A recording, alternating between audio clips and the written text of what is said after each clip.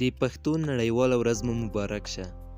د پښتو ژبې د نړیوالې ورځې بنسټ څو کاله مخکې په کابل کې کېښودل شو او موخه یې دا وه ترڅو د پښتو ژبې د ودې لپاره کار وشي. د دې ژبې پر وړاندې د بې عدالتیو مخه ونیول شي او په ملي او نړیواله کچه مطرح شي.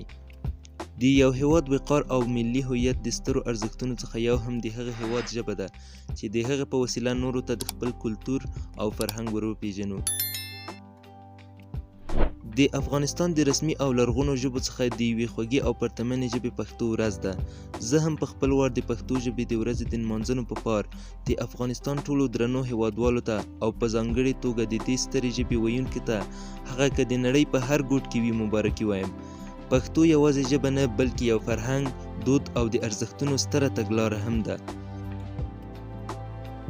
په داسې حال کې چې د ګران هیواد ټولو ژبو ته ځانګړی درناوی لرو، یوه یادونه کوو هغه دا چې د افغانستان لرغونی تاریخ او د پښتو او دري دوه رسمي او ملي ژبو یو بل سره دومره ژورې او نه بېلېدونکې جرړې او ریښې دومره تاریخي دي چې په هیواد کې میشت قومونه یو له بل سره د ملي یووالي په تار کلک تړلي دي او ګران هیواد افغانستان یې یو موټی او غښتلی ساتلی دی.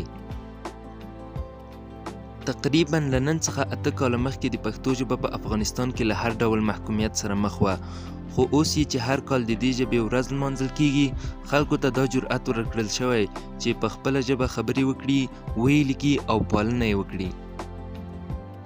په پای کې دومره وایي چې موږ افغانان باید یو بل ته د مینې، عاطفې، ورورولۍ او متقابل احترام په روحیه لاسونه ورکړو او د یو آباد او پرمختللي افغانستان لپاره ګډ کار وکړو.